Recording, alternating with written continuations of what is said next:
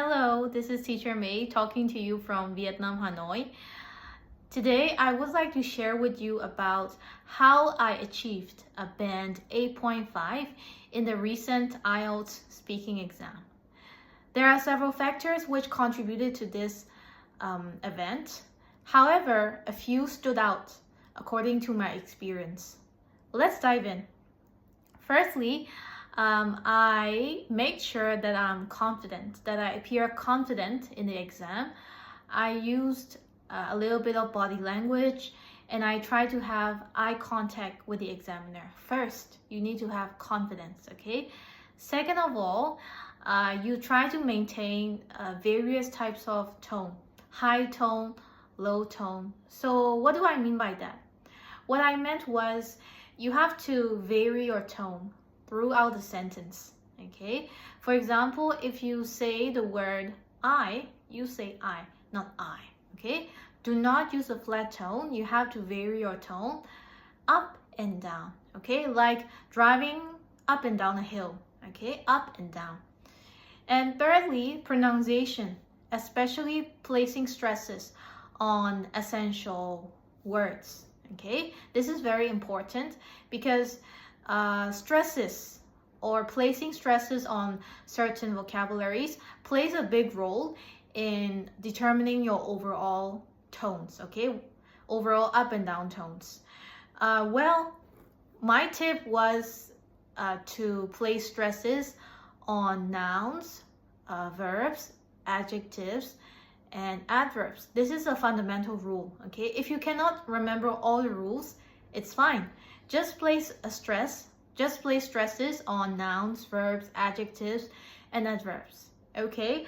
And thirdly, it's okay to make slurs or mistakes in exams, okay? What you can do is you can pick up your pace. You can pick up your mistakes. For example, if I make a blunder in saying the word potato, instead of potato, I would say potato, okay, or something like that. So you can say, oh, okay, scratch that, okay, my mistake, it's potato, okay, I'm talking about potato. My mistake, I'm talking about potato. You can correct yourself in the exam. There were 2 instances, as far as I remember, that I caught myself correcting myself in the exam. Well, that's all right. Everyone makes mistakes. Even native speakers make mistakes. So it's not a problem. Just be confident. Be careful with the stresses. And you can correct your mistakes. Of course, there shouldn't be a lot of corrections. 1 or 2 are acceptable. Okay. And number 4 tip, you should use linkers naturally. Okay, but not too much, naturally. For example, instead of saying because, you can use linkers like the reason is that. Since this happened, you were talking about some kind of event happening in the first part of the conversation. Then you pick this up and you replace it with a word.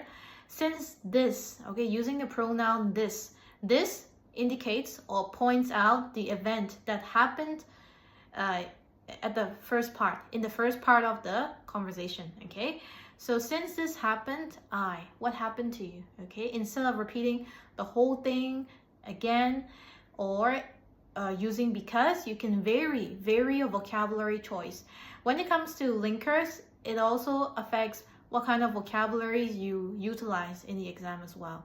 Okay, use linkers naturally and use other vocabularies as well. Okay, vocabularies, particularly synonyms that are relevant to your ideas are very important, okay?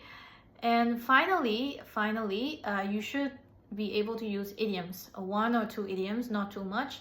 One of the typical idioms that came to my mind is a stone's throw away from. It means that a place not too far from your location, okay? You have to use this idiom when you're talking about a specific location. It could either be your home or your apartment, okay? These are all the tips. First, you should be confident. Second, you need to put stresses on certain vocabularies that I mentioned, certain words that I mentioned. Third, you should be able to use appropriate linkers, not too much, okay? Number four, yes, okay, synonyms and using a variety of vocabularies. Well, one typical question that I got asked is, does accent matter? Well, the answer is no.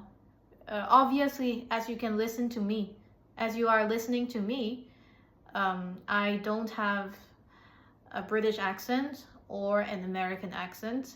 I'm somewhere in between. And do I try to and do I try very hard to sound American? The answer is no. This is how I speak in daily life. If I'm speaking even Burmese, this is how I speak.